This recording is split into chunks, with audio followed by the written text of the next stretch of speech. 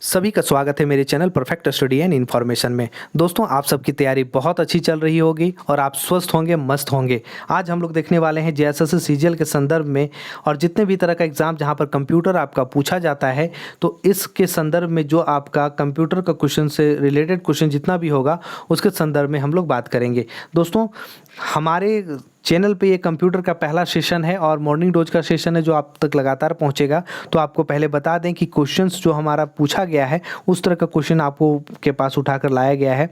और इस तरह का क्वेश्चन आप देखें कि कहीं भी अगर आप इस चैनल पे पढ़ते हैं या कहीं भी पढ़ते हैं, आपको पहले ये पता होना चाहिए कि किस तरह का क्वेश्चंस बनता है कंप्यूटर में, किस तरह का क्वेश्चंस हमें डील करना है। ऐसा नहीं कि आप अंधाधुंध पढ़ना शुरू कर दें और कंप्यूटर को क्वेश्चंस को आप कहीं से भी पढ़ रहे हैं और क्वेश्चन कहीं भी आ रहा है।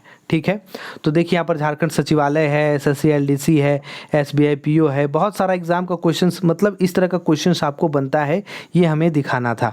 ठीक है, अब इस पे हम लोग एक्सप्लेनेशन पे चलते हैं और उसी तरह का बहुत सारा सेशन आप तक आएगा। अगर आप चैनल पे नए हैं तो सब्सक्राइब करेंगे, लाइक करेंगे। क्लियर है? चलिए, पहला क्वेश्चन है, जब इसमें बिजली बंद होती है तो मेमोरी का कंटेंट्स गुम नहीं होंगे या नष्ट नहीं होंगे। जब आपका सिस्टम बंद होता है तो इसका कंटेंट्स, जो इसके मेमोरी में कंटेंट्स होता है, वो बर्बाद नहीं होता है, नष्ट नहीं होता है।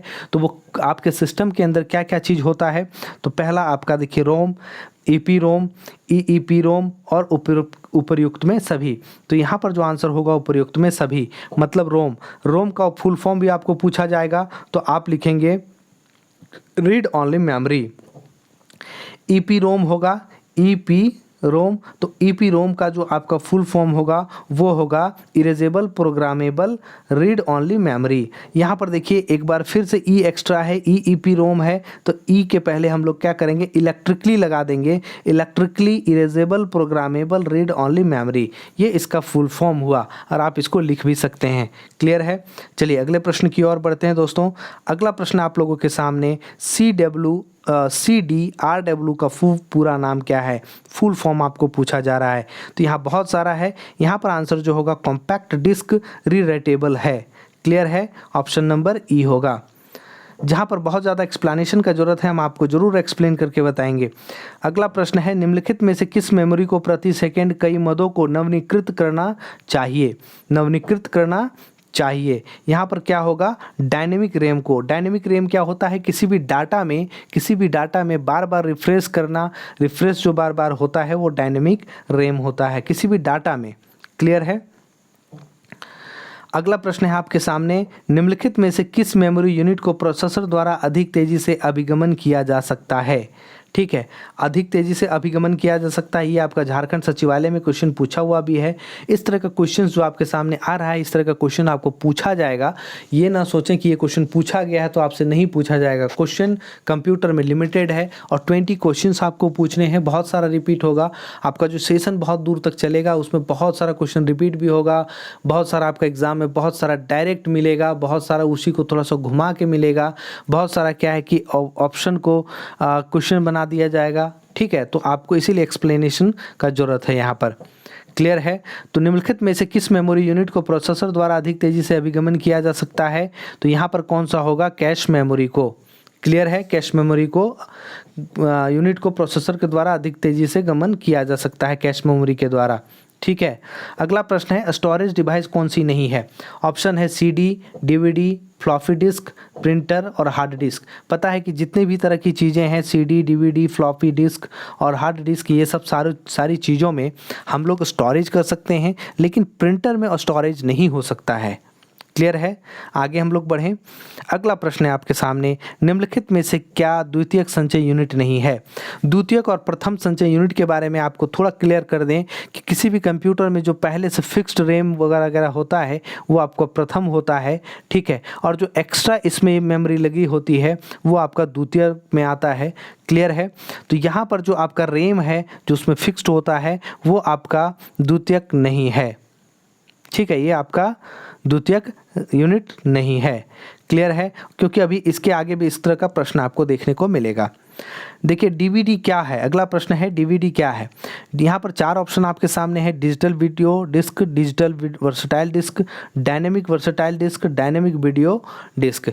तो यहाँ पर जो ऑप्शन होगा डिजिटल वीडियो डिस्क और डिजिटल वर्सटाइल डिस्क, दोनों आपको बुक में दिया हुआ है, आपको ये दोनों आंसर होगा। क्लियर है। चलिए यहाँ पर थोड़ा सा मिसप्रिंट हो गया था क्वेश्चन में।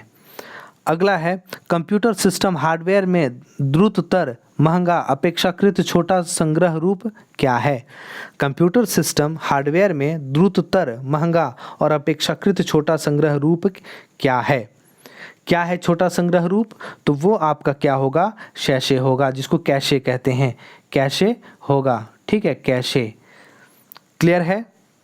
अगला प्रश्न आपके सामने है, यूएसबी संग्रह युक्ति का कौन सा प्रकार है। यूएसबी के बारे में पूछा जा रहा है, संग्रह युक्ति का किस टाइप का ये आपको युक्ति संग्रह है। तो ये आपका द्वितीयक है, जो अभी ऊपर में चर्चा किया गया था। रैम जो होता है वो प्रथम होता है, ये यूएसबी वगैरह जो होता है ये द्वितीयक में आता है। क्लियर है। चलिए अगले प्रश्न की ओर बढ़ते हैं। अगला प्रश्न है, पंचम पीढ़ी के कंप्यूटर की प्रमुख विशेषता निम्न में से कौन सी होगी। भैया पंचम पीढ़ी जो 5th जनरेशन का हमारा कंप्यूटर होगा, वो उसकी विशेषता क्या होगी कि वो घर घर में उपयोग होगा। क्लियर है। अगला प्रश्न है, ऐसे कंप्यूटर जो पोर्टेबल होते हैं और यात्रा करने वाले प्रयोगताओं का यूजर्स जो होते हैं के लिए सुविधाजनक होता है। जब भी आप प्रयोग करते हैं इस चीज़ का यात्रा के दौरान और पोर्टेबल होता है कि आप उसको फोल्ड करके बहुत अच्छे से कम स्पेस पे ले जा सकते हैं, ऐसे चीज़ को क्या कहते हैं, तो वो लैपटॉप होता है। ध्यान देना है, यहाँ पर मिनी कंप्यूटर नहीं डाल देंगे।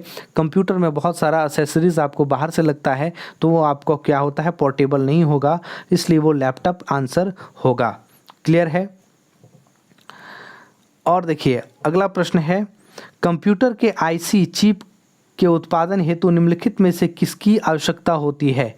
किसकी आवश्यकता होती है, तो यहाँ पर जो आपका बहुत सारा चीज़ एलिमेंट्स दिया हुआ है, यहाँ पर जो आपका होगा सिलिकॉन होगा। कंप्यूटर के आईसी चिप में जो होता है सिलिकॉन से बना होता है। जो कंप्यूटर का आईसी चिप होता है ना, वो सिलिकॉन का बना होता है। अब सिलिकॉन की बात है तो सिलिकॉन और कहाँ प्रयोग होता है, तो सिलिकॉन का और ज़्यादा प्रयोग होता है आपका जो सोलर प्लेट्स वगैरह होते हैं वहाँ पर प्रयोग होता है। अब आपका इससे और सवाल बनेगा कि भारत में सिलिकॉन वैली किसे कहा जाता है। तो भारत का सिलिकॉन वैली किसे कहा जाता है, तो भारत का सिलिकॉन वैली कहा जाता है बेंगलुरु को, जो आपका कर्नाटक स्टेट में है। ठीक है। और रियल में सिलिकॉन वैली कहाँ पर है, तो यूएसए में है। क्लियर है। चलिए अगले प्रश्न की ओर, मल्टी प्रोग्रामिंग का प्रयोग किस पीढ़ी के कंप्यूटर से शुरू हुआ था। मल्टी प्रोग्रामिंग का प्रयोग किस पीढ़ी के कंप्यूटरों से शुरू हुआ था। यहाँ पर देखिए क्या है कि मल्टी प्रोग्रामिंग की बात कर रहा है कि मल्टी प्रोग्रामिंग का प्रयोग किस पीढ़ी के कंप्यूटरों से हुआ था। तो यहाँ पर क्या है कि 4th जनरेशन का जो कंप्यूटर आया था उससे आपका मल्टी प्रोग्रामिंग चीज़ें शुरू हुई थी। अगला प्रश्न है, मेन फ्रेम कंप्यूटर के लिए मल्टिक्स ऑपरेटिंग सिस्टम कहाँ बनाया गया। मेन फ्रेम कंप्यूटर के लिए मल्टिक्स ऑपरेटिंग सिस्टम कहाँ बनाया गया, तो वो आपका बनाया गया है बेल प्रयोगशाला में। अब ये सुनकर अजीब लगा होगा, ये बेल प्रयोगशाला कहाँ पर है, तो बेल प्रयोगशाला आपका है मुरे हिल्स में।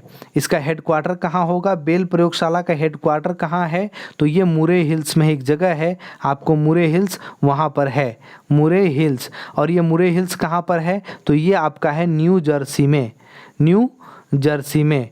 ठीक है, ये चीज़ आप नोट कर लेंगे। अगला प्रश्न है, चार्ल्स बेबेज के प्रथम मैकेनिकल कंप्यूटर को किस नाम से जाना जाता है। अभी तक आप लोगों ने पढ़ा था कि फादर ऑफ कंप्यूटर या कंप्यूटर के जनक या कंप्यूटर के पिता चार्ल्स बेबेज को बोला जाता है। जो प्रश्न आपको शायद आगे बनकर भी आएगा, लेकिन यहाँ पर पूछा जा रहा है कि चार्ल्स बेबेज का प्रथम मैकेनिकल कंप्यूटर कौन सा है। तो यहाँ पर देखिए है palmtop, processor, calculator, punch card machine, इनमें से कोई नहीं। एक्चुअली यहाँ पर कोई भी आंसर सही नहीं है, तो इनमें से कोई नहीं होगा। अब जब आपको एक्सप्लेनेशन की बात करें, यहाँ पर आंसर कोई नहीं है, तो इसका जो प्रथम मैकेनिकल कंप्यूटर है उसका नाम था एनालिटिकल इंजन। आप ये इस चीज़ को नोट कर लेंगे कि चार्ल्स बेबेज का प्रथम मैकेनिकल कंप्यूटर का नाम एनालिटिकल इंजन था, एनालिटिकल इंजन। क्लियर है। चलिए अगले प्रश्न की ओर बढ़ते हैं। विश्व का सबसे पहला सुपर कंप्यूटर कब बना? विश्व का जो सबसे पहला सुपर कंप्यूटर बना, यहाँ ऑप्शन के अनुसार 1976 होना चाहिए, लेकिन एक्चुअल में क्या है कि 1975 आपको मिलेगा देखने को। 1975 में जो सबसे पहला विश्व का सबसे पहला सुपर कंप्यूटर बना उसका नाम था इलियाक। विश्व का पहला सुपर कंप्यूटर इलियाक 4 नाम था, इलियाक 4। इस कंप्यूटर का स्पेसिफिकेशन क्या था, इसके अच्छे फीचर्स क्या थे कि यह नॉर्मल 64 कंप्यूटरों के बराबर काम कर सकता था। ठीक है, तो विश्व का सबसे पहला सुपर कंप्यूटर कौन था? इलियाक 4। क्लियर है। चलिए अगला प्रश्न है, व्यक्तिगत तौर पर किस कंप्यूटर का प्रयोग किया जाता है? व्यक्तिगत तौर की बात की जा रही है। व्यक्तिगत तौर पर किस कंप्यूटर का प्रयोग किया जाता है? तो वो माइक्रो कंप्यूटर का प्रयोग किया जाता है। क्लियर है। चलिए अगले प्रश्न की ओर बढ़ते हैं। अगला प्रश्न आप लोगों के सामने है कि निम्नलिखित में से कंप्यूटर का जनक किसे कहा जाता है? जो अभी आप लोगों के सामने चर्चा हुई थी कि कंप्यूटर का जनक, फादर ऑफ कंप्यूटर किसे कहा जाता है? तो वो आपका चार्ल्स बैबेज को कहा जाता है। अगला प्रश्न है, भारत में निर्मित प्रथम कंप्यूटर का नाम क्या है? जो भारत में हमारा प्रथम कंप्यूटर निर्मित हुआ था उसका नाम सिद्धार्थ है। ठीक है, यहाँ पर 2 तरह का प्रश्न आपको बनेगा कि भारत में निर्मित प्रथम कंप्यूटर जो नॉर्मल प्रथम कंप्यूटर था उसका नाम सिद्धार्थ था, लेकिन भारत में निर्मित प्रथम सुपर कंप्यूटर की बात करेंगे तो वो आपका परम था। क्लियर है, वो आपका परम कंप्यूटर था। तो 2 तरह का सवाल जब आपके पास बनकर आए कि भारत में निर्मित प्रथम सुपर कंप्यूटर कौन सा है, तो परम है, और भारत का प्रथम कंप्यूटर कौन सा सिर्फ पूछा जाए तो सिद्धार्थ है। आया समझ में। चलिए अगले प्रश्न की ओर बढ़ते हैं। अगला प्रश्न और लास्ट प्रश्न है 20 MCQs की। 20 क्वेश्चंस में हम लोग 20वें क्वेश्चन में हैं, सबसे तेज कंप्यूटर होता है mini computer, super computer, micro computer, main frame computer और इनमें से कोई नहीं। यहाँ पर जो सुपर कंप्यूटर सबसे तेज होता है, और इसमें बोलने वाली क्या बात है, ये सुपर कंप्यूटर होता है ये सबसे तेज।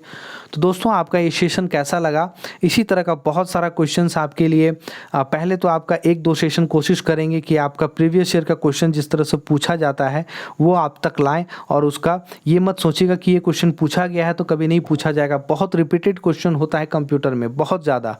ठीक है, और इसी से आपका थोड़ा थोड़ा घुमा कर क्वेश्चन बनाएगा। क्लियर है। तो प्रीवियस ईयर क्वेश्चन को जो बहुत ज़्यादा प्रीवियस ईयर क्वेश्चन को बना लेता है वो आपका बहुत अच्छा वहीं से आपका तैयारी होगा। फिर भी हम प्रीवियस ईयर के अलावा भी आपका बहुत सारा क्वेश्चन क्रिएट करेंगे और उसका एक्सप्लेनेशन भी देंगे। आपको एक्सप्लेनेशन कैसा लगा, आपको सेशन कैसा लगा, आप कमेंट में ज़रूर बताएंगे।